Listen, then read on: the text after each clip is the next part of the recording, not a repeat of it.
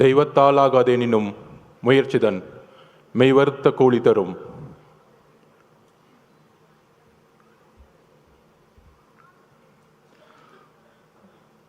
கழக பொருளாளர் திரு வெங்கட்ராமன் அவர்களே, இணை பொதுச் செயலாளர் திரு சிடிஆர் நிர்மல்குமார் அவர்களே, கொள்கை பரப்பு பொதுச் செயலாளர் திரு அருண்ராஜ் அவர்களே, அண்ணன் பொதுச் செயலாளர் திரு ஆனந்த் அவர்களே, துணை பொதுச் செயலாளர், இந்த அவையை நடத்தி கொண்டிருக்கின்ற திரு ராஜ்மோகன் அவர்களே,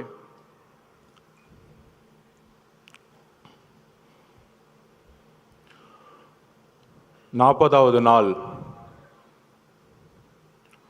முதல் 16 நாள் அவதூறுகள், பொய் பிரச்சாரங்கள், துரோகங்கள், சூழ்ச்சினா என்னன்னே தெரியாத நம்மளுடைய கட்சி 30 வருஷமா இயக்கங்களா, மக்கள் இயக்கங்களா உருவாகி நலத்தட்ட இயக்கங்களாகவே மக்களோட இருந்து இதை வழிநடத்தி இன்றைக்கு சூழ்ச்சினா என்னன்னு முதல் முறையா கரூரில் பார்த்து அந்த சூழ்ச்சியை எதிர்கொண்டு இன்றைக்கு எந்த சூழ்ச்சி செய்தார்களோ அந்த திமுக இன்றைக்கு மக்கள் முன்பு ஒரு குற்றவாளியாக ஆக்கப்பட்டு தமிழகத்தில் பேசி பேசி வளர்ந்த கட்சி திமுக இன்றைக்கு பொய்யை மட்டும், குற்றச்சாட்டுகளை மட்டும் நம்ம மேலே செலுத்தி நம்ம தலைவர் மேலே ஒரு பொய்யான பிரச்சாரங்களை உருவாக்கி, ஆனால் தன்னுடைய அமைதியின் மூலமாக தமிழகத்தில் முதல் முறையாக ஒரு மௌன புரட்சியை உருவாக்கி மக்கள் விரும்பும் முதல்வர் வேட்பாளராக 2026 இந்த சூழ்ச்சியை தூக்கி எறியக்கூடிய ஒரே தலைவர் எங்களுடைய தலைவர் அவர்களுக்கு வணக்கத்தை தெரிவித்து, சிறப்பு பொதுக்குழுனா தலைவர் நம்மை அழைத்திருக்கிறார். பொதுவாக எப்பொழுதும் பொதுக்குழுவை தலைவருடைய அனுமதியுடன் நம்மளுடைய பொதுச்செயலர் அண்ணன் அவர்கள் கூப்பிடுவார். ஆனால் இன்றைக்கு தலைவர் அவர்கள் நம்மை இந்த தமிழகத்திற்கு தாவைக்க முடங்கியது, தாவைக்கவுடைய மாவட்ட செயலாளர்கள் கைது செய்யப்பட்டார்கள், பொதுச் செயலாளர் ஓடிவிட்டார், நிர்மல்குமார் ஓடிவிட்டார். யார் ஓடினது? உங்க அப்பா கைது செய்யும் பொழுதும் நீங்க ஓடினீங்களே, அப்படியா ஓடணும்? நாங்க கலைஞர் கைது செய்யப்படும் பொழுது யார் ஓடினார்? திமுக வரலாறு தெரியுமா? கலைஞர் கைது செய்யப்படும் சொந்த மகன் ஓடினார். வரலாறு பத்தி பேச ஆரம்பிச்சு தாங்க மாட்டீங்க. டிவி கேட்க வரலாறு தெரியாமல்ல, எங்களுக்கு மக்கள் இயக்கமாகவும் இருக்கும் தெரியும், உங்களை சூழ்ச்சிகளை சுப்ரீம் கோர்ட்ல போய் தூக்கி எறியவும் தெரியும்.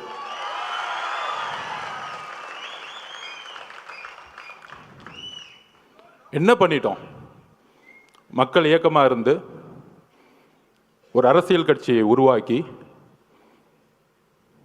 மக்களிடம் போய் ஒரு பிரச்சாரம் பண்றார். முழுவதுமாக மே மாதம் தன்னுடைய பணியிலிருந்து இந்தியாவிலேயே நம்பர் 1 அதிகமான சம்பளத்தை விட்டுட்டு அவருடைய உள்ளுணர்வு, நம்ம இந்த மக்களை பார்த்துக்கிட்டே இருக்கோம், சின்ன வயசுல இருந்து நம்ம நல்லா இருக்கிறோம், ஒரு பெரிய வீட்டில் இருக்கிறோம், ஒரு நல்ல காரில் போகிறோம், நல்ல எஜுகேஷனில் இருந்தோம். ஆனால் என்னுடைய பயணத்தில் தமிழ்நாடு முழுசும் தன்னுடைய தொழிலில் நடிக்க போகும் பொழுது, ஒவ்வொரு ஊராகவும் பார்க்கும் பொழுது இன்னும் குடிசைகளாகவே இருக்கே. தன்னுடைய தந்தை கலைஞர் பெருசாக பேசிப்பாங்க, குடிசை மாற்று வாரியத்தை உருவாக்கினார். ஆனால் இன்னைக்கு குடிசைங்களை தூக்கி எறிஞ்சிக்கிட்டு இருக்காங்க பெரிய பெரிய மாளிகைகளை கட்டுறதுக்காக. அப்படி தன்னுடைய பயணத்தில் ஒரு கட்சி ஆரம்பிக்கணும், மக்களிடம் போகணும், மக்கள்கிட்ட போய் நம்ம நான் அரசியலுக்கு உங்களுக்கு நல்ல விஷயங்களை வந்தால் என்னென்ன செய்வேன், பிரச்சாரத்தில் என்னென்ன தவறு நடந்துட்டுருக்கு, நிர்வாகம் என்ன தவறு நடந்துட்டுருக்கு, தமிழக வெற்றி கழகம் நம்ம தோழர்களும் நானும் ஆட்சிக்கு வந்தால் என்ன நிர்வாக மாற்றங்களை உருவாக்க முடியும்னு மக்கள்கிட்ட சென்றுட்டு இருக்கார். மதுரை மாநாட்டில் சொன்னார், நீங்கள்லாம் போய் ஒவ்வொரு வீடாக மக்களோட சப்போர்ட் கேட்குறீங்க, நான் ஆல்ரெடி வீட்டுக்குள்ளே போயிட்டு தான் மக்கள்கிட்ட வரேன். இது உண்மை, நான் பார்த்தேன் கண்படியா. நான் பாவ மன்னிப்பு கேட்டுக்கிறேன் இந்த திமுக 10 வருஷம் வேலை பண்ணதுக்காக. இந்த தமிழக மக்கள் முன்னாடி பாவ மன்னிப்பு கேட்டுக்கிறேன். ஏன்னா எதிர்கட்சியாக இருக்கும் பொழுது ரொம்ப நல்ல கட்சி, ரொம்ப நல்லவர்களாக தெரிஞ்சாங்க. ஏன் நம்ம தலைவரை எலெக்ஷன் அன்னைக்கு கருப்பு சிவப்பு சைக்கிளோட உங்களுக்கு ஆதரவு கொடுக்குறேன்னு சொன்னாரு. உங்களுக்கெல்லாம் நன்றி உணர்வு இல்லை. என்ன நன்றி இருக்கு? அரசியலில் ஒருத்தர் அழிக்கிறதுக்கு இவ்வளோ பெரிய குற்றச்சாட்டுகளாக சொல்ல முடியும்? மதுரை மாநாடு முடிஞ்சவனே தலைவர் சொன்னார், மக்களை சந்திக்க வரேன் அப்படின்னு. மக்களை சந்திக்க வரேன் மதுரை மாநாடு முடிஞ்சு சொல்லும்போது எல்லா கட்சி தலைவர்கள் மாதிரி நம்மளும் ஒரு வண்டியை எடுத்துட்டு ஃபர்ஸ்ட் திருச்சி போகணும். யாருக்குமே தெரியாது நமக்கு இப்படி ஒரு கூட்டம் வருமா. திருச்சி ஏர்போர்ட்லேருந்து அந்த 7 கிலோமீட்டர் கடக்கிறதுக்குள்ள 6 மணி நேரம் முடங்கியது திருச்சி. எந்த தலைவருக்கு இது நடந்திருக்கு? எம்ஜிஆர்னு சொல்கிறாங்க, அப்போ நாங்கள் பிறக்கலை. ஒவ்வொரு சீனியர் லீடர்ஸும் சொல்கிறாங்க எம்ஜிஆர் இருக்கும்போது தான் இப்படி இருந்துச்சு, எம்ஜிஆர் இப்படி தான் இருக்கும்போது இருந்துச்சுன்னு. அடுத்து திருச்சி முடிஞ்சு அரியலூர் போனோம். அரியலூர் போகிறதுக்கே நைட் ஈவினிங் 4 மணி ஆயிடுச்சு. 4 மணிலேருந்து பெரம்பலூரில் இருந்த மக்கள் 7 மணி நேரமாக வெயிட் பண்ணிட்டு இருந்தாங்க, 70,000 பேர். அதில் முக்கியமாக பெண்களும் குழந்தைகளும். அப்போ எஸ்பி சொன்னார், சார் 1 மணி ஆயிடுச்சு சார், இப்போ ஏதாச்சும் அசம்பாவிதம் ஆயிடும் போதுன்னு. துடிக்கிறார் தலைவர், நமக்காக 7 மணி நேரம் வெயிட் பண்ணுறாங்களே, நம்ம போய் மூஞ்ச காமிச்சிட்டு வந்துடுவோமே. ஆனால் காவல்துறை அனுமதி இல்லை. வண்டியை லெஃப்டில் திரும்பிட்டு ஒரு கலங்கிய கண்ணோட பெரம்பலூர்லேருந்து கிளம்பினார். அவர் தான் எங்கள் தலைவர். உண்மையை சொல்லணும், அரசியல் பேச்சு இல்லை, உணர்ச்சியான உண்மையை சொல்லணும். அதை முடிஞ்சு அடுத்தது திருவாரூர் போனோம். திருச்சியிலேருந்து கிளம்பி நாகப்பட்டினம் போனோம். நாகப்பட்டினத்தில் அப்பயே சொன்னார், நாங்கள் என்ன கேட்குறோம், ஒரு நல்ல இடம், மக்கள் வரும்போது அவர்களுக்கு ஒரு பாதுகாப்பு. என்ன மிரட்டணும்னு நினைச்சீங்கன்னா அதுக்கு எப்படி பதில் கொடுக்குன்னு தெரியும். ஆனால் மக்களோட பாதுகாப்புக்கு நீங்கள் தான் பொறுப்பு. நாகப்பட்டினத்தில் பேசினார். அந்த பேச்சு இன்னைக்கும் நீங்கள் எடுத்து பார்க்கலாம். அதை முடிஞ்சு திருவாரூர் வந்தார். 3 கிலோமீட்டருக்கு 3 மணி நேரம் ஆச்சு. உங்களுடைய தந்தை பிறந்த ஊர். பெரிய பெரிய கட்சி தலைவர்களே திருவாரூருக்குள்ள போக மாட்டாங்க. ஆனா இந்த 50 வருஷ வரலாற்றை உடைச்சாரு திருவாரூர்ல. என்ன பெரிய கட்சி கட்டமைப்பு. நீங்க பெரிய பெரிய அமைச்சர்கள் சொல்லக்கூடியவங்கலாம் என்ன பெரிய பெரிய இன்ஜினியரிங் காலேஜை கட்டிக்கிட்டு, பெரிய பெரிய மெடிக்கல் காலேஜை கட்டிக்கிட்டு 1000 கோடி பணம் வச்சிருந்த பெரிய கட்டமைப்பா? மக்கள் அந்த கட்டமைப்பை தூக்கி எறிஞ்சிட்டாங்க. நீங்க உங்க முதலமைச்சர் வரதா இருந்தா நைட்டே போயிட்டு மகளிர் சுய உதவிக்குள்ள 10,000 பேர் காசு கொடுத்து கூட்டிட்டு வருவீங்க. உங்க துணை முதலமைச்சர் வந்தாருன்னா, கோயம்புத்தூர்ல வந்தாருன்னா, போக்குவரத்து துறையிலேருந்து பஸ்ஸை கூட்டிட்டு வந்து மக்களை கூட்டிட்டு வந்துட்டு இருக்கீங்க. நாங்க மக்களை அப்படி கூட்டிட்டு வந்தோமா? எங்க தலைவரை பார்க்க வரல. தலைவர் இன்னைக்கு தமிழகத்திற்கு ஒரே நம்பிக்கை, அன்போட மக்கள் வந்துகிட்டு இருக்காங்க. அதை கூட உங்களுக்கு புரியல. ஏடிஜிபி சொல்றாரு, டேவிட்சன் சார், இல்ல அவங்க 10,000 பேர் தான் சொன்னாங்க. இப்ப மதி சார்கிட்ட கேட்டு பாருங்க, நிர்வாகிகள் 10,000 பேர் தான் சொல்ல முடியும் ஒரு கட்சி. மக்கள் எவ்வளவு பேர் வராங்கன்னு தெரியாது. உங்களுக்கு தெரியாது. திருவாரூர்ல எவ்வளவு கூட்டம் வந்துச்சு, நாகப்பட்டினத்துல எவ்வளவு கூட்டம் வந்துச்சு, திருச்சியில் எவ்வளவு கூட்டம் வந்துச்சு, அரியலூர்ல எவ்வளவு கூட்டம் வந்துச்சு உங்களுக்கு தெரியாது. தெரியலன்னா உள்துறை அமைச்சர் ரிசைன் பண்ணிட்டு போங்க. அப்புறம் ஏன் முதலமைச்சரா இருக்கீங்க? மக்களோட பாதுகாப்புக்கு உங்களுக்கு கொடுக்கறதுக்கு தைரியம் இல்லைன்னா ஏன் ரிசைன் பண்ணிட்டு போயிடுங்க. இப்பயே நாங்க 41 உறவுகளை இழந்திருக்கோம். எங்களுக்கு தெரியும் அந்த வழி. எங்களோட குடும்பம் ஒட்டுமொத்த மாவட்ட செயலாளர் மதி மேல தவறுன்னு சொன்னா அப்புறம் எதுக்கு முதலமைச்சர்னு ஒருத்தர் இருக்கீங்க? ஒரு இன்டெலிஜென்ஸ் எதுக்கு இருக்கு? ஆதவர்ஜனா சாப்பிட்டாரா தூங்குறாரா பாக்குறதுக்கா, இல்ல தலைவர் வீட்டு விட்டு வெளியே வந்தாரா பாக்குறதுக்கா இன்டெலிஜென்ஸ் இருக்கு? ஒட்டுமொத்த காவல்துறையும் செயல் இழந்திருக்கு இன்னைக்கு. அதுல ஒருத்தர் நமக்கு அட்வைஸ் சொல்றாங்க, கரூர் மோசமான ஏரியான்னு உங்களுக்கு தெரியாதா? அந்த செந்தில் பாலாஜி ஒரு ரவுடி பையன் உங்களுக்கு தெரியாதா? 6 மாசம் இருங்கடா, யாரு ரவுடி யாரு அதிகாரம் தெரியும்டா உங்களுக்கு. யாருக்கிட்ட? 30 நாள் அண்ணன் அமைதியா இருக்கான்னு பார்த்துட்டு இருக்கீங்களா? அந்த எண்ணத்துக்கு நான் ஒரு பதில் சொல்றேன். நேற்று கோவை மாவட்டத்தில் நம்மளோட சகோதரி மிகப்பெரிய பாலியல் பலாத்காரத்துக்கு உட்படும் பொழுது தவறு நடந்துச்சுன்னு எல்லாம் போராட்டம் பண்றாங்க. கோயம்புத்தூர்ல போராட்டம் பண்றாங்க. அதுக்கு உடனே திமுக ஆதரவாளர்கள் அந்த பொண்ணு ஏன் 11 மணிக்கு அங்க போச்சு? அறிவு இல்லையாடா திமுக காரங்களுக்குலாம்? அறிவு இல்லை? நீங்க எல்லாம் பெண் குழந்தைங்க பெற்றிருக்கீங்களா இல்லையா? உங்களுக்கு அறிவு இருக்கா இல்லையா? பெண்ணோ ஆணோ எங்க வேணாலும் போகணுங்கிற சுதந்திரம் இருக்கக்கூடிய தமிழ்நாடு தலைவர் வந்த பிறகு மாத்து வர்றா. அந்த மாதிரி தான் திமுக வாடகை வாய்கள் நமக்கு வந்து அட்வைஸ் பண்றாங்க. ஏன் கரூர் போனாங்க? திருட்டு பசங்களை பத்தி பேசாம நம்ம அட்வைஸ் பண்ணிட்டு இருக்காங்க. என்ன அரசியல் இது? உங்களோட கேவலமான வார்த்தைகள் பேச தெரியுமா? நீங்க தலைவர் அதுக்கான பயிற்சி எங்களுக்கு கொடுத்ததில்லை. ஞாபகம் வச்சுக்கோங்க. புது அரசியலை உருவாக்க வந்திருக்கும். ஊழல் குடும்பத்தை தூக்கி எறிய வந்திருக்கும். எங்களுக்கு அரசியல் கற்றுக் கொடுக்காதீங்க. ஒட்டுமொத்த குடும்பமும் ஊழலை தவிர இன்னைக்கு எதுவுமே கிடையாது. என்ன எமோஷன்ஸ்! அன்னைக்கு அம்மா வந்திருக்காங்க, தலைவரோட அம்மா. 41 பேர் இறந்த பிறகு ஃபர்ஸ்ட் பெரிய குற்றச்சாட்டுகள். நம்ம வந்து பெரிய பெரிய அரசியல்வாதிகள்லாம் சொல்லுவாங்கல்ல, 2 நாளில் கடந்துட்டு போயிருக்கலாம். அதை ஏன் 30 நாள் வரைக்கும் அமைதியாக இருக்கீங்க? ஏன் உறவுகள், ஏன் குடும்பம், எங்க அம்மா எங்க அக்கா செத்தா நான் 30 நாள் வீட்டை தாண்டா இருப்பேன்? முட்டா பசங்களா? எங்க தலைவருக்கு, எங்க தலைவரோட அம்மாவுக்கு என்ன எமோஷன் இருக்கும்? ஐயோ எவ்வளோ பெரிய சம்பளம், நல்ல வசதியான வாழ்க்கை. இன்னைக்கு அதாவது இந்த பிரச்சனை நடந்த உடனே அன்னைக்கு நைட்டு தலைவர் போன அடுத்த செகண்ட், அதாவது உங்களுக்கு தெரியும், நம்ம பார்த்திபன் அண்ணன் மதிய அண்ணனுக்கும் தெரியும், எந்த இடத்துலையுமே இல்லாத ஒரு வரவேற்பு கரூரில் இருந்துச்சு. பார்த்திபன் கூட இருக்கார், மதிய சார் பார்க்குறோம். அந்த பாலத்துக்குள்ளே வரும் பொழுது அவ்வளோ போலீஸ் வந்து வரவேற்று ரோப் பிடிக்கிறாங்க. கரெக்டாக அந்த 2 கிலோமீட்டர் கூட்டிகிட்டு போயிட்டு அந்த இடத்துல பஸ்ஸை நிற்க வைக்கிறாங்க. பஸ்ஸை நிற்க வச்சு தலைவரை எந்திரிச்சு பேச சொல்கிறாங்க. காவல்துறை மேலே எங்களுக்கு நம்பிக்கை இல்லைன்னா சூழ்ச்சியே தெரியாத எங்கள் தலைவர் காவல்துறைக்கு நன்றி சொல்லுவாரா? நான் கேட்குறேன், காவல்துறைக்கு நன்றி சொல்லுவாரா? எங்களுக்கு சூழ்ச்சி தெரியல, நான் ஒத்துக்கிறேன். சூழ்ச்சியாக இருக்கிறது தான் அனுபவ அரசியலா? உண்மையில அந்த அனுபவ அரசியல் எங்களுக்கு வேண்டாம். நாங்கள் உண்மையாகவே இருந்துட்டு போகிறோம் மக்கள்கிட்ட. என் தலைவர் அப்படிதான், இங்கே இருக்க ஒவ்வொருத்தரும் அப்படிதான். நல்லது செஞ்சு மட்டும்தான் இந்த கட்சிக்கு வந்திருக்கோம். ரவுடித்தனம் பண்ணி 1000 கோடி ரூபா காசு அடிச்சு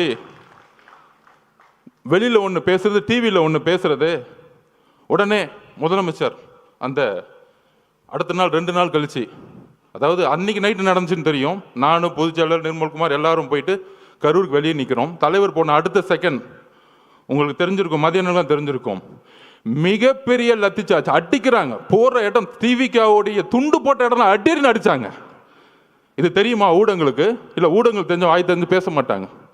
என்ன அடின்னா மரண அடி. ஒருத்தரும் டிவிக்காவுடைய துண்டோ சட்டையோ இல்லை, ஒரு நீங்கள் இளைஞராக இருந்தீங்கன்னா அந்த கருவிலே நிற்க முடியாது. நாங்கள் வெளியே வந்துட்டு பாடலில் நிற்கிறோம். மேலே நிர்வாகத்தில் இருந்து கூப்பிட்டா இல்லை வராதிங்க, இல்லை நம்ம ஒரு 500 பேரோட போனால் திருப்பி ஒரு கலவரன்னு ஒரு சுச்சுவேஷன் உருவாக்குவாங்க. அப்போ நம்மளுடைய டாக்டர் பிரபுலாம் போய் ஹாஸ்பிட்டலில் உள்ளே இருக்கிறாங்க. அங்கேருந்து நாங்கள் ஃபோன் பண்ணி கேட்டுட்ருக்கோம், என்ன ஆச்சு, இத்தனை பேர் இறந்துட்டாங்களா? அங்கேருந்து தகவல் வருது, பெரிய பெரிய ஜட்ஜஸ் இன்னைக்கு போட்டிருக்காங்க, கரூரில் மெடிக்கல் ஹாஸ்பிட்டலில் சரியான உபகரணங்களே கிடையாதுன்னு ரிப்போர்ட் வருது. ஏன் பக்கத்தில் பிரைவேட் ஹாஸ்பிட்டல்லாம் சேர்க்கலை? அப்போ தாவேக்க கட்சிக்காரங்க ஹாஸ்பிட்டல் பக்கமே வரக்கூடாது, அங்கேயே வெளியேறுங்க. இவங்கெல்லாம் ஓட்டாங்க, தலைவர் ஓட்டார். யாரா ஓடுனது? வந்தால் நீங்கள் என்ன பண்ணுவீங்கன்னு எங்களுக்கு தெரியாது. 75 வருஷம் கழிச்சு உங்களுக்கு சூழ்ச்சி என்னன்னு தெரியாது. எம்ஜிஆரையும் ஜெயலலிதாவையும் சூழ்ச்சி பண்ணி என்ன பண்ணீங்கன்னு எங்களுக்கு தெரியாது. இதே மாதிரி தான் 97 கோர்ட் ஆர்டர் வாங்கி ஜெயலலிதா அரெஸ்ட் பண்ணிட்டாங்க. அப்போ என்ன தெரியுமா வந்து ஆர்குமெண்ட்டு, பேச்சுவார்த்தை அரசியல் விட்டே போயிடுமா? இவங்களுக்கு எப்படின்னா, இந்த ஒரு குடும்பம் மட்டும்தான் அடுத்த 100 வருஷத்துக்கு கொடுங்க, வேற யார் ஏற்று வந்தாலும் தூக்கி எறிஞ்சிருது. இன்னைக்கு பெரிய பெரிய பார்த்தீங்கன்னா 30 நாள் தெரியும், பெரிய பெரிய சினிமா ஸ்டார்ஸ், உலக நாயகங்களுக்கெல்லாம் போய் ரெட் ஜெயினில் சைன் போட்டு சினிமாவுக்கு போயிட்டாங்க.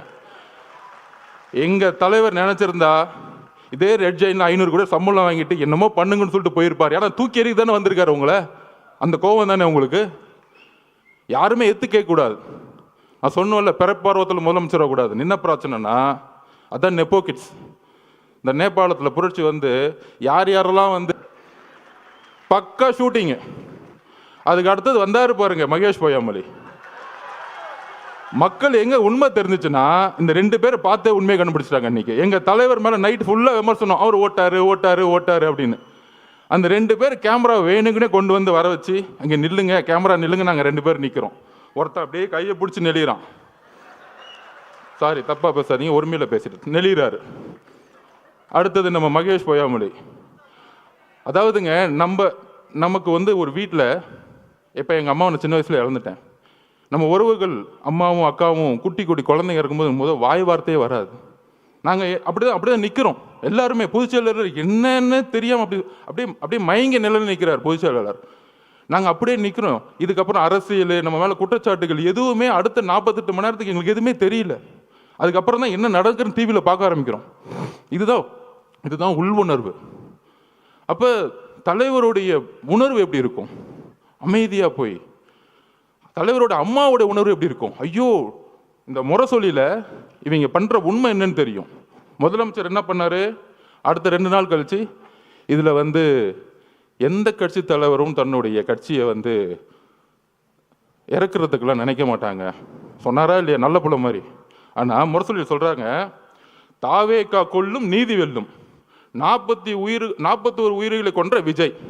இப்போ தெரியுதா திமுகவுடைய நிலைப்பாடு என்னன்னு தெரியுதா? இதே முரசொலியில். அப்போ இவங்களோட நோக்கம் என்ன?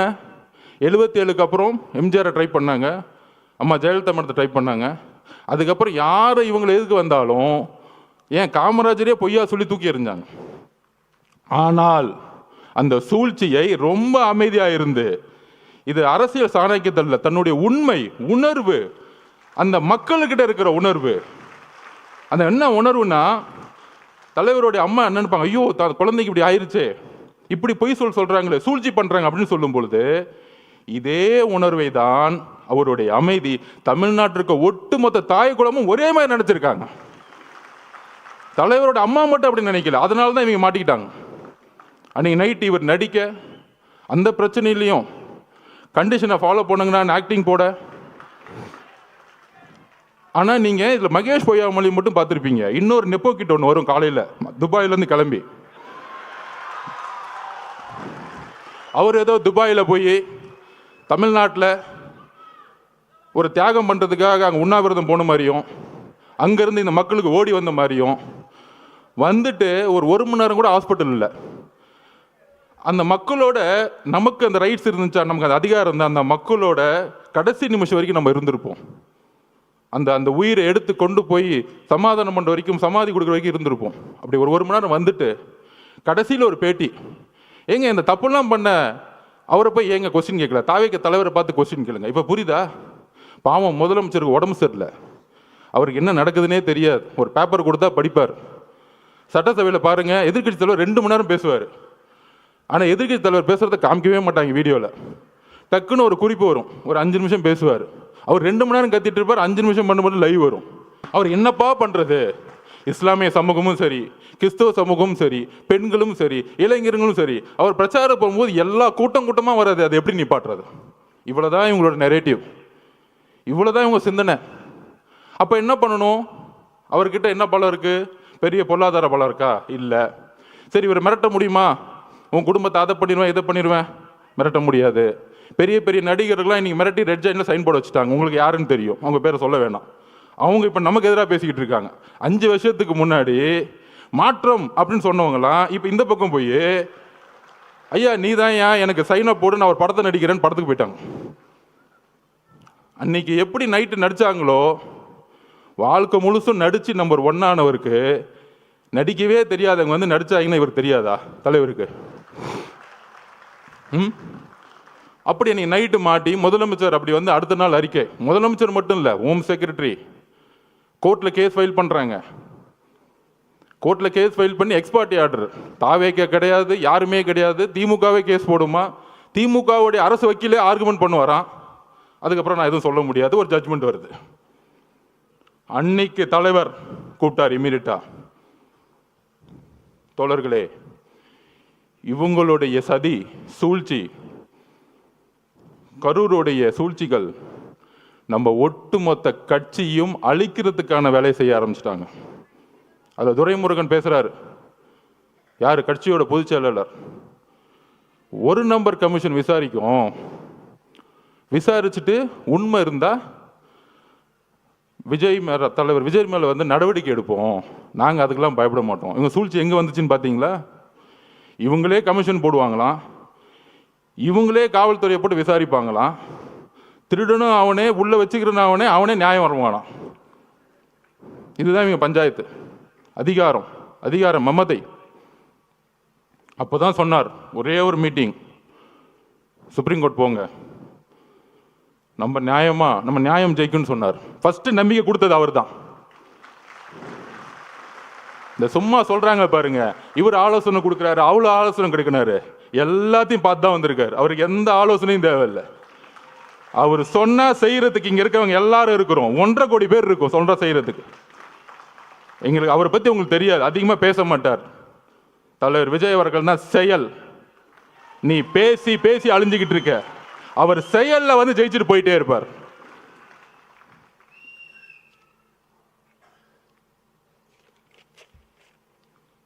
அதாவது இந்த கரூர் இன்சிடென்ட், கரூருக்கு முன் கரூருக்கு அப்புறம்னு சொல்லலாம். இந்த 41 குடும்பத்தையும் தலைவர் இங்கே வந்து பார்த்தாரு. ஏன் பார்த்தாரு? உடனே அனுதாபம்லாம் நம்ம அங்கே தானே போகணும், இவர் ஏன் அங்கே போகல, கரூருக்கு ஏன் போகல? அதுக்கு நான் பதில் சொல்கிறேன். கரூர் காவல்துறை இருக்கு பாருங்க, ஒரு வினோதமான காவல்துறை. நம்ம பார்த்திபனுக்கும் மதியனுக்கும் தெரியும். 8 நாளுக்கு முன்னாடியே 9 நாளுக்கு முன்னாடியே மனுவை கொடுக்குறாங்க. அது நம்ம தவறு தான் ஒத்துக்கலாம், ஏன்னா நம்ம காவல்துறையை நம்பணும்ல, அதுதான் நம்மளுடைய மிகப்பெரிய தவறு. எங்களுக்கு அந்த அரசியல் தெரியல, ஒத்துக்கிறோம், சாரி, மக்களுக்கு நாங்கள் மன்னிப்பு கேட்டுக்கிறோம். அந்த ஒரு தவிர நாங்கள் எதுவும் செய்யலை. எங்கள் மதியனும் பார்த்திபனும் பொதுச் செயலாளரும் காவல்துறை போய் நம்பினாங்க. அப்போ காவல்துறை ஒரு இடத்துல நம்ம வந்து கேட்குறோம், ஒரு 6 இடம் கேட்குறோம்.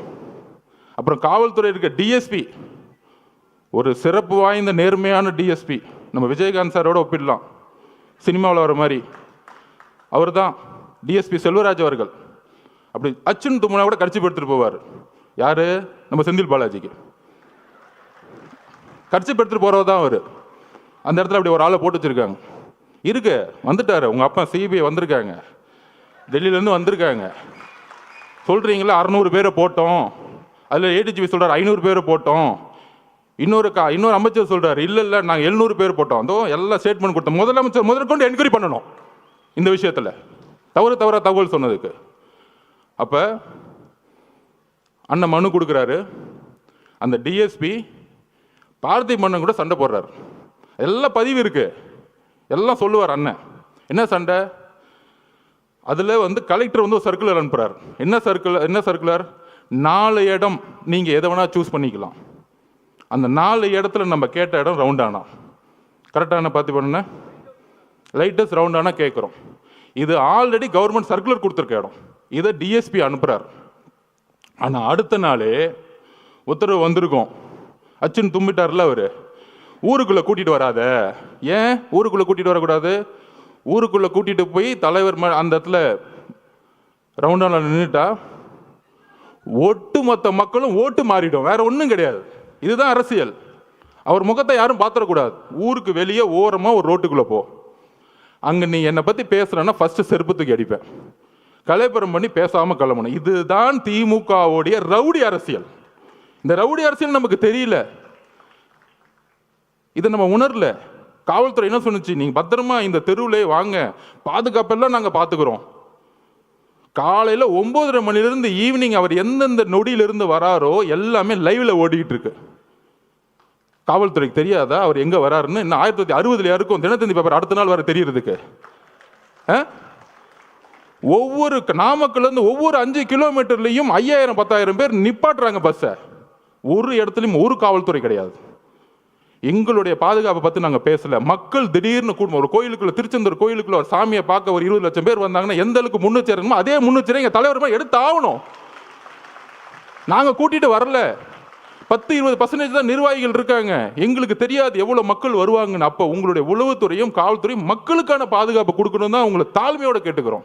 அரசியலை என்ன கைது செய்யுங்க, யாரை வேணால் கைது செய்யுங்க, அதை ஃபேஸ் பண்ணிக்கலாம். ஆனால் மக்கள் என்ன ஆனாங்க? மக்களோட உயிரை வச்சு ஏன் விளாடணும்? அதுதான் கேவலமான எண்ணம். என்ன எண்ணம்? மக்களுக்கு எதாவது ஆச்சுன்னா அந்த பழியை அவர் மேலே போட்டு சூழ்ச்சி பண்ணி கட்சியை முடக்கி கட்சியை தூக்கி எறியணும். முதலமைச்சர் ஸ்டாலினோட ஒரே குறிக்கோள் என்ன தெரியுமா? தன்னுடைய மகனுக்கு போட்டியே இல்லாமல் ஒரு விஷயத்தை உருவாக்கிட்டு போயிடணும். அதிமுக அவங்க போட்டியை நினைக்கிறது இல்லை.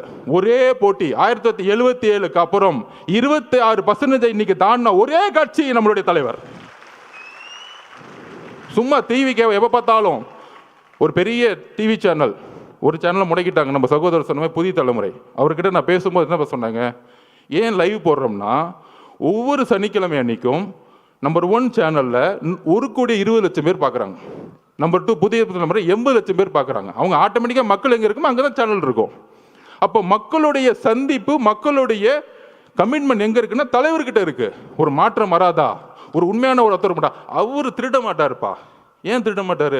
அவர் தான்ப்பா பெரிய சம்பளத்தை விட்டுட்டே வராரு. இவங்கன்னா திருட்டு பசங்க, இந்த படுபாவிங்க. இத்தனை நாளாக நாங்கள் வேற ஆள் இல்லை. இதெல்லாம் ஊரில் ஒரு சாதாரண ஒரு பாட்டி பேசுகிறாங்க. உங்களுக்கு தெரியும், ஐயோ அங்கே நேரு இருக்கார், எப்படி ஜெயிப்பார்? 2011 உன் நேருலேருந்து எல்லாம் தூக்கி எறிஞ்சாங்க மக்கள். என்ன பேசிட்டு இருக்கீங்க? என்ன அரசியல் எங்களுக்கு தெரியாது. ஐகுமோரில் ஒரு பெரிய மினிஸ்டர் தூக்கி எறிஞ்சாங்க. ஒரு சைக்கிள் கடைக்கார வச்சு ஜெயிச்சாங்க. அதுதான் தமிழக வெற்றி கழகம். நீ உன் கட்டமைப்புலாம் தூக்கி எறிவார். உன் பொதுச் செயலரில் தூங்க முடியாமல் எந்திரிக்காம, அதுக்கு ஏன் பொதுச் செயலர் எவ்வளோ மேட்ரு? ஏன் பொதுச் செயலரை பார்த்து நீ மீம்ஸ் போட்டுட்டு இருக்க? எந்திரிச்சு ஒரு வாக்கிங் பண்ண சொல்ல உன் பொதுச் செயலரை. சட்டசபையில் உட்காந்து கிண்டல் பண்ணிக்கிட்டு கேலி பண்ணிக்கிட்டு எதிர்கட்சிகளை என்ன அவை நாடா, ஒரு அவை நாவடக்கம் கூட தெரியாமல் சட்டசபையை கேலி பொருளாக்கிக்கிட்டு எப்போ பார்த்தாலும் சட்டசபைக்கு போனால் ஐயா உதயநிதி வாழ்க, ஐயா உதயநிதி. என்ன தியாகி அவரு? சட்டசபையா என்ன பண்ணிட்டு இருக்கீங்க? இது கேள்வி கேட்டால் போதும், என் மேலே ஒரு எஃப்ஐஆர். நான் புரட்சியை உருவாக்கிட்டேன்னா ஆமாம், எல்லாம் ஊர்லேருந்து எல்லாம் ஆம்ஸ் இறக்கி நடு ரோட்டில் நின்று துப்பாக்கி எடுத்து சுட்டுட்டு இருக்கோம். இதுக்கு ஒரு எஃப்ஐஆர், இதுக்கு ஒரு மிரட்டல். அதில் துரைமுருகன் நாங்கள் என்ன நடக்கணும்? தைரியம் இருந்தால் கை வைங்கடா, என் தலைவரை பார்த்துருவோம். தைரியம் இருந்தால் கை வைங்கடா. என்ன அதிகாரம் இருந்தால், போலீஸ் இருந்தால், தைரியம் இருந்தால் முதல் வீட்டுக்குள்ளே போயிடுங்க. நான் கேட்குறேன், ஒட்டுமொத்த காலேஜில் இருக்க இளைஞர்களும் உங்கள் வீடு தேடி வருவாங்க, ஞாபகம் வச்சுக்குவாங்க. ஆயுத எழுத்து படம் பார்த்துருக்கீங்களா? பெரிய ரவுடி எழுத்து நிற்பாங்க. அந்த படத்தில் மணிரத்னம் சார் எழுதியிருப்பாரு, இளைஞர் புரட்சி. அந்த புரட்சி தான் 26 உருவாகிட்டு இருக்கு. நீ காசை கொடுத்து கூட்டிட்டு வருவ. அதுக்கு நான் உதாரணம் சொல்லிடுறேன். நாமக்கல்லேருந்து கரூர் வந்துட்டு இருக்காரு அண்ணன், நான் உள்ளே இருக்கிறேன். அதுக்கு முன்னாடி ஒரு பெரிய காலேஜ் இருக்கு மேடம். மதியானம் என்ன நடந்தது? குமாரசாமி காலேஜிலேருந்து 5000 ஸ்டூடெண்ட்ஸ் ஓடி வருவாங்க. நான் 2 கிலோமீட்டர் பார்க்குறேன். அண்ணன் பார்க்குறாரு, என்னப்பா அங்கேருந்து ஒரு கூட்டம் ஓடி விட்டது, என்னப்பா அது அப்படிங்கிற. ஒட்டுமொத்த காலேஜும் ஓடி வராங்க. அதில் ஃபோன் வேறு எடுத்துகிட்டு வராங்க, கத்தி எடுத்துகிட்டு வரும்போது ஃபோன் எடுத்துகிட்டு வந்துட்டு இருக்காங்க. அதில் நண்பர்களே, இதுதான் மிகப்பெரிய விஷயம். அதில் 5000 பேர்த்துல 3000 போது பெண்கள் ஓடி வராங்க. இதுதான் அரசியல் மாற்றம். நீ சொல்ற நேரு, வேலு, செந்தில் பாலாஜி தூக்கி எறிஞ்சிட்டு இளைஞர்கள் போயிட்டே இருப்பாங்க. ஞாபகம் வச்சுக்கோங்க. காவல்துறையை பார்த்து பயப்படுற நினைச்சிட்டு இருக்கீங்களா? எங்களுக்கு எந்த பயமும் இல்லை. நாங்கள் ஒரே ஒரு கோரிக்கை தான் மக்கள் முன்னாடி வைக்கிறோம். மக்கள் பாதுகாப்புக்கு காவல்துறை தான் பொறுப்பு. எங்கள் பாதுகாப்பு. என் மேலே எஃப்ஐஆர் போடுங்க, எங்கள் பொதுச்செயலாளர் அரெஸ்ட் பண்ணி உள்ள வைங்க, நாங்கள் எதிர்கொள்ளுக்குவோம். சுப்ரீம் கோர்ட்டு கூட போய்க்குவோம். எங்களுடைய ஒரே ஒரு தொண்டை மேலே கை வைங்க, சுப்ரீம் கோர்ட்லேருந்து ஆர்டர் வரும். நாங்கள் இப்போ சொல்கிறோம், எங்களுக்கு நீதித்துறை மீது, நீங்கள் நீதித்துறை வச்சு அரசியல் பண்ணினா எங்களுக்கு நீதித்துறையில் என்ன, எங்களுக்கு சீனியர்ஸ் இருக்காங்க. எங்கள் கட்சி உட்காந்து சாதாரண கட்சி நினச்சிக்காதீங்க, எங்களுக்கும் தெரியும் அரசியல். ஆனால் மக்கள் பாதுகாப்பு, அந்த பாதுகாப்புக்கு நீங்கள் தான் முதல் இப்போ கூட எஸ்ஓபியை போட்டோம். நம்ம நிர்மல்குமார் அவர்கள் நம்ம சட்டத்துறை போட்டோம் ஹைகோர்ட்டில் நம்ம கேஸ் ஃபைல் பண்ணியிருக்கோம்.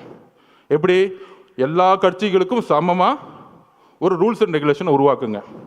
நமக்கு மட்டும் ஒரு நாளுக்கு முன்னாடி தருவாங்க. ஆனால் திமுக மட்டும் தன்னுடைய புள்ள ரோட் ஷோ போகலாம், அவர் ரோட் ஷோ போகலாம். அது எனக்கு புரியல. எல்லாம் ரோட் ஷோன்னா சாதாரணமாக நினச்சிக்கிறாங்க. ரோட் ஷோன்னா மக்கள் இருக்கணும், வெறும் ரோட்டில் போகிற ரோட் ஷோ கிடையாது. உதயநிதியில் ரோட் ஷோ போயிட்டு இருக்காரு, அது நம்ம பசங்க மீம்ஸ் எடுத்து போட்டுட்டு இருக்காங்க. வெறும் ரோட்டில் அப்படி கை கும்பிட்டு லெஃப்ட்லேயும் ஆளை காணும், ரைட்லேயும் ஆளை காணும். யாரை பார்த்து இந்த பூனை வந்து சூடு போட்டுக்குமே புளியை பார்த்து, எப்போ பார்த்தாலும் நம்ம தலைவர் பண்ணுறதையே பார்த்து பண்ணுறது. அவர் ஏர்போர்ட்டு இறங்குனா கூட்டம் வருதுன்னா மக்கள் வராங்க, உடனே இவங்களும் ஏர்போர்ட் விட்டுனா கூட்டம் வரணும்.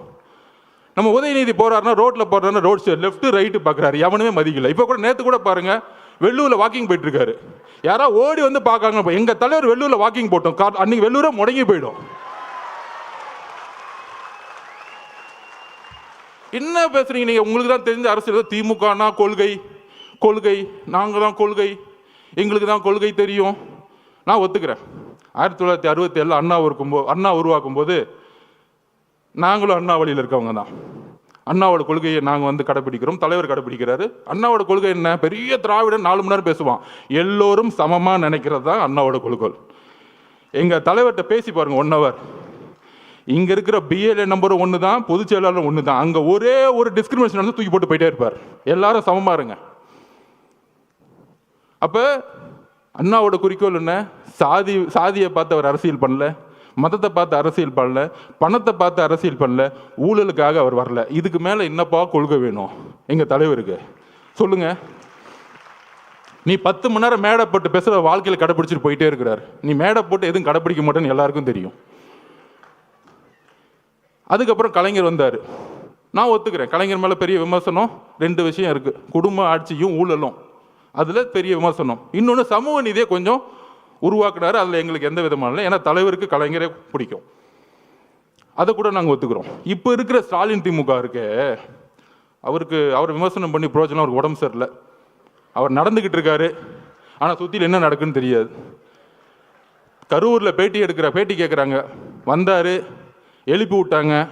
ஐயோ உங்கள் பையனுக்காக போங்க, அப்போ தான் பழியெல்லாம் தூக்கி விஜய் சார் மேலே போட முடியும், நீங்கள் தயவு செஞ்சு எந்திரிச்சு போங்கன்னு சொன்னோன்னா அவரும் வந்துட்டார். 5 வருஷமாக எந்த சாவுக்கும் போலையாம். ஃபோனில் அஜித்குமார் கூப்பிட்டு அம்மா மன்னிச்சுக்கோமான்னு சொல்லுவாராம். ஆனால் தாவே மேலே குற்றம் சொன்னவொன்னே கிளம்புனாரு பாருங்க, சார்ட்டர் ஃப்ளைட் பிடிச்சி. அந்த சார்ட்டர் ஃப்ளைட்டை எப்போ புக் பண்ணாங்க, எப்படி வந்துச்சு, எப்படி நைட்டோட டேட்டாக கிளம்புனாருன்னா அடுத்து சிபிஐ என்கொயரி வச்சுக்கலாம். அது அப்புறம் வச்சுக்குவோம். அதுக்கு தான் உச்சநீதிமன்ற நீதிபதி போட்டிருக்காங்களே, அவர் வரட்டும், பெரியவர் வரட்டும், அங்கே நம்ம முறையிடுவோம். அங்கே அப்போ அவருடைய குறிக்கோள் இன்னைக்கு வந்து ஸ்டாலின் திமுக என்ன தெரியுங்களா? ஒன்றுமே இல்லை. அவர் உடம்பு சரியில்லை, அமைதியாகிட்டார். சட்டசபையில் ஒரு பேப்பர் கொடுப்பாங்க, ஒரு மீடியா மீட்டிங்னு வச்சுக்குவாங்க, அவர் வந்து பேசுவார். இன்னொன்று கூட நம்ம பசங்க ட்ரோல் பண்ணாங்க, நம்ம பசங்க இருக்காங்களே ஜென்சி பசங்க, அடுத்த கேள்வி இவரே சொல்லுவார் மீடியாவில், அந்த கேள்வி தானே நான் பதில் சொல்கிறேன் அப்படின்னு. இதுதான் ஸ்டாலின் திமுக. ஆனால் அதை இயக்கக்கூடியவங்க 2 பேர், மருமக மக. எனக்கு அங்கே தெரியும் என்ன சிஸ்டம்னு எனக்கு தெரியும், நான் அடிக்க முடியும். உன் டிஎன்ஏ எனக்கு தெரியும், என்ன தப்பு பண்ணுவீங்கன்னு எனக்கு தெரியும். எம்ஜிஆருக்கு அப்புறம் அந்த கட்சியை தெரிஞ்ச ஒரு ஆள் நான் தான். உங்கள் டிஎன்ஏ, உங்கள் துரோகம் எல்லாம் எங்களுக்கு தெரியும். அப்போ அண்ணங்கிட்ட அப்பயே சொன்னானே, இதெல்லாம் பண்ணுவாங்க, இந்த சூழ்ச்சிக்கெல்லாம் பண்ணுவாங்க, சுப்ரீம் கோர்ட்டு நீங்கள் சொன்ன உடனே போயிடலான்னு. 16வது நாள் அமைதியாயிட்டோம். இன்னைக்கு ஸ்டாலின் சாரோடைய திமுக மருமகன், மகன் ஒரு லெவலில் இருப்பார், மருமகன் சீஃப் செக்ரட்டரி. தாவேக்காவை எப்படி அழிக்கணும், இதுதான் அஜெண்டா. அதுக்கு தான் பெண்ணு 20 கோடி. அந்த 27லிருந்து அந்த சுப்ரீம் கோர்ட் ஓப்பன் ஆகிற டைம் 8 நாள். ஒன்று லீகல் ஃபைட், மீடியா நம்ம திறக்கவே முடியாது, எல்லாரும் கைது, மாவட்ட செயலர் கைது, எல்லாரும் ஓட விடு. அன்னைக்கு காலைல நிர்மல்குமார் அவர்கள் உயர் நீதிமன்றத்தில் போய் மென்ஷன் பண்ணார். இன்னைக்கு 28ஆம் தேதி சண்டே மார்னிங் அறிவு சார் எல்லாரும் போய் ஐயா உயர் நீதிமன்றத்தில் போய் ஐயா தப்பு நடந்திருக்கு, போஸ்ட்மார்ட்டம் அவசரமாக பண்ணிக்கிட்டு இருக்காங்கன்னு ஒரு மனுவை கொடுக்குறாரு. அவர்கிட்ட பேசுகிறார் நிர்மல்குமார் அவர்கள். காலங்காலத்தில் நாங்களே வந்து தலைவர்கிட்ட சொல்லிட்டு அண்ணா தப்பு நடக்குதுன்னு நம்ம. ஆனால் அன்றைக்கி அந்த கேஸ் எடுக்கலை. உயர்நீதிமன்றம் வெக்கேஷன் கோர்ட்டில் ஆயிடுச்சு. எல்லா தகவலையும் சொன்னோம்.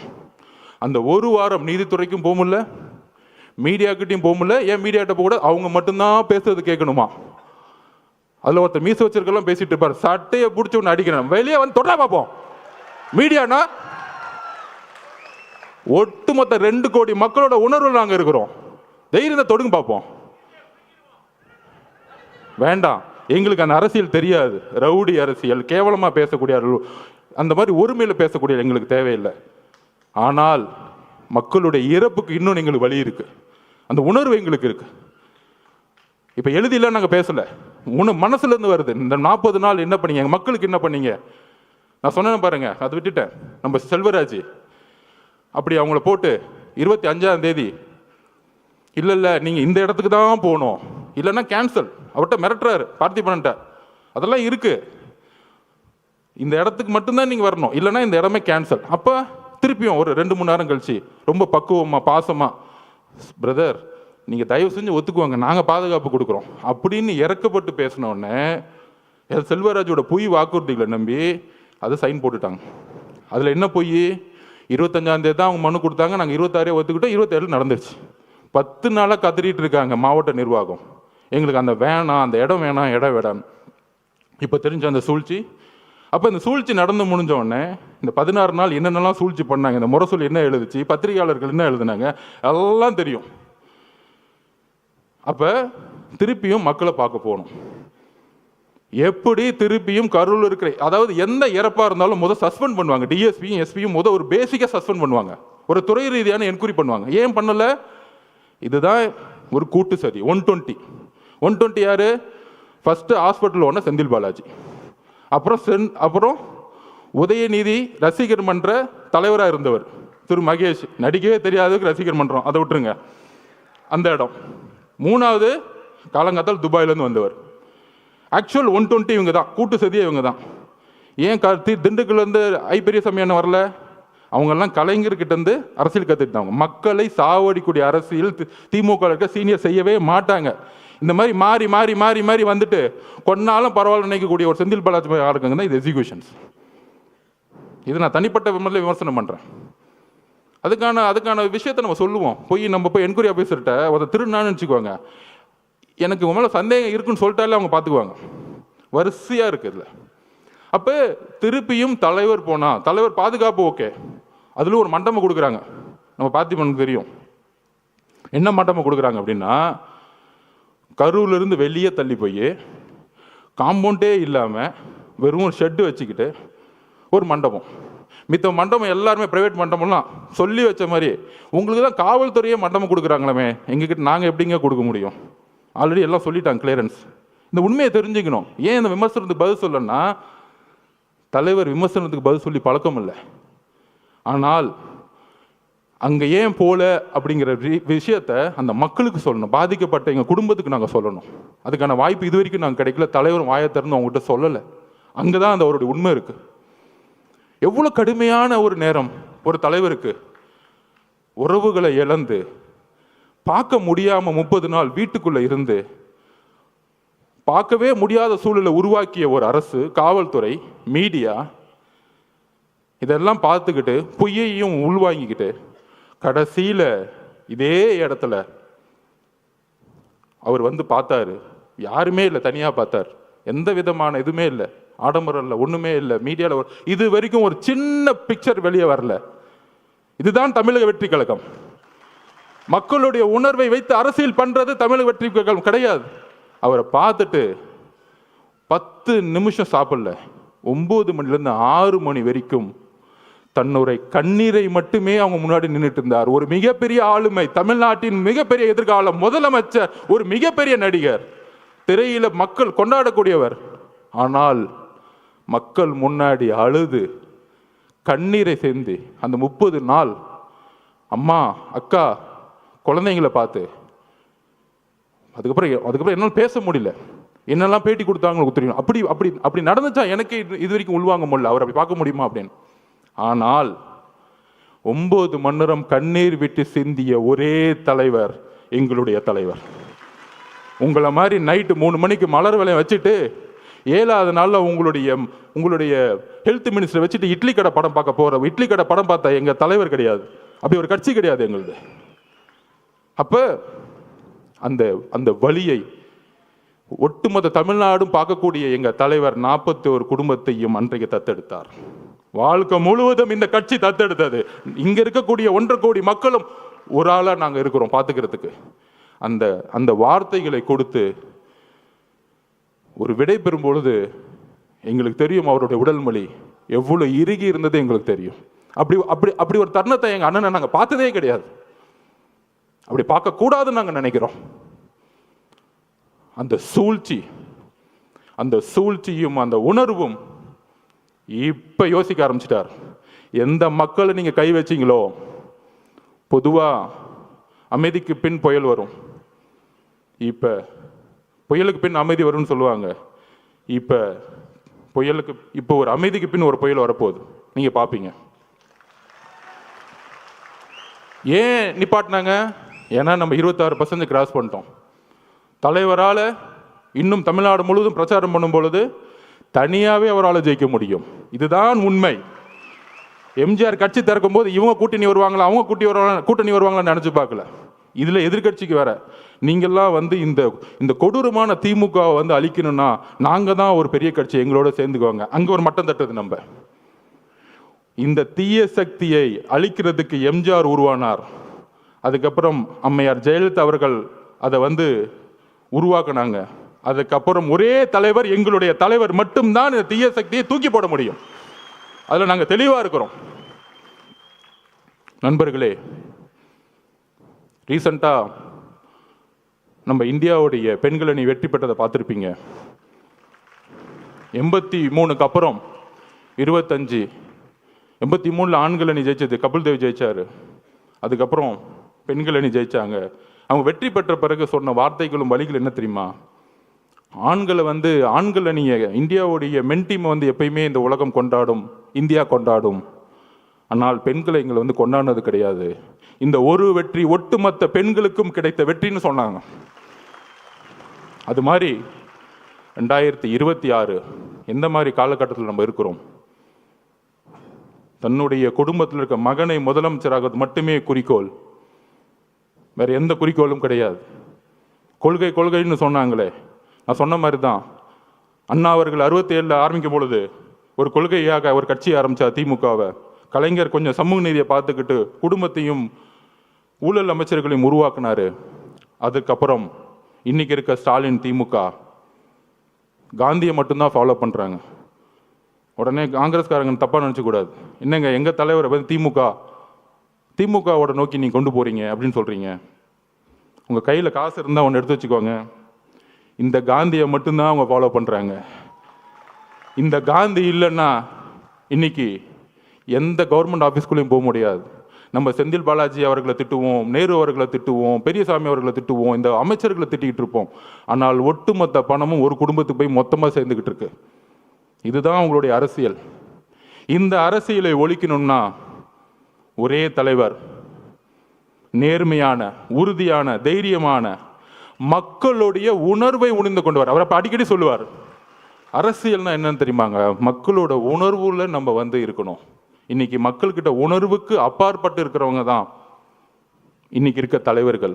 அதனால தான் நைட்டு மலர் வளையம் வைக்கிறது, அடுத்த நாள் கிளம்பிடுறது, 3வது நாள் ஒரு தலைவரை குற்றச்சாட்டு சொல்றது, அவங்களுடைய பொதுச் செயலர் எப்படி அரெஸ்ட் பண்ணலான்னு தேடுறது. இதுதான் அரசியல். இந்த அரசியலுக்கு அப்பாற்பட்டு நம்மளுடைய வெற்றி, டிவிகேவுடைய வெற்றி எப்படி இருக்கணும்னா, ஊழல் மட்டும் இல்லை. இன்னைக்கு தஞ்சாவூரில் ஒரு விவசாயி நெல்லை உற்பத்தி பண்ணுறதுக்கு 4 மாதம் சாவுறாங்க. ஆனால் அந்த நெல்லை கொள்முதல் பண்ணுறதுக்கு ஒரு ஊழல். தலைவர் அதை திருவாரூரில் சொன்னார். அதுதான் இப்போ நடந்துச்சு.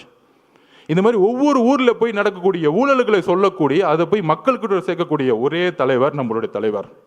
வரக்கூடிய 2026 வெற்றி நம்ம தலைவரை முதல்வராக்குவது மட்டும் இல்லை, அவர் ஏதோ முதலமைச்சராகணும், ஒரு பதவி வெறி இருக்குது, அதிகார வெறி இருக்குது, கிடையாது. ஒரு விவசாயிக்கு குறைந்தபட்ச கூலியை உருவாக்க வேண்டும். இன்னைக்கு நம்ம பேசிட்டு இருக்க நேரத்தில் மெரினா பீச்சில் தூய்மை பணியாளர்கள் போராட்டம் பண்ணிட்டு இருக்காங்க. ஆனால் இந்த முதல்வரும் துணை முதல்வர் என்ன பண்ணாங்கன்னா, அப்போ போராட்டம் நடந்துட்டு இருக்கும்போது அந்த குழு நம்மளை பார்த்தாங்க. போராட்டம் அவங்க கூலிக்காக போராட்டம் பண்ணிட்டு இருக்காங்க. இவங்க கூலி படமே பார்த்துட்டு இருக்காங்க. இப்போ தெரியுதா உணர்வு? தூய்மை பணியாளர்கள் கூலி கேட்டு போராட்டம் பண்ணிட்டு இருக்கும்போது கூலி படத்துக்கு ரிவ்யூ பண்ணிட்டு இருக்காங்க. இதுதான் உணர்வற்ற அரசியல். தமிழக வெற்றி கழகத்தில் இருக்க தோழர்களும் தலைவர்களும் கட்சிகளும் உணர்வுடன் மக்களோடு இருக்கிறோம். விவசாயிக்கு பிரச்சனைனா அதை மாற்றணும்னு சொல்லிட்டு நம்ம ஒரு அதிகாரத்துக்கு வரணும்னு நினைக்கிறோம். அந்த அதிகாரம் மக்களுக்கானதாக இருக்கட்டும், அந்த அதிகாரம் சமூக நீதிக்காக இருக்கட்டும், அந்த அதிகாரம் மத சார்பின்மைக்காக இருக்கட்டும், அந்த அதிகாரம் ஊழலுக்கு எதிரான இருக்கட்டும். வரக்கூடிய அரசு இளைஞர்களுக்காகவும் பெண்களுக்காகவும் பெண்கள் பாதுகாப்பு அரசாக நம்ம தலைவர் கொடுப்பார் என்ற உறுதியோடு உங்களுடன் பயணிக்கிறேன். நன்றி, வணக்கம்.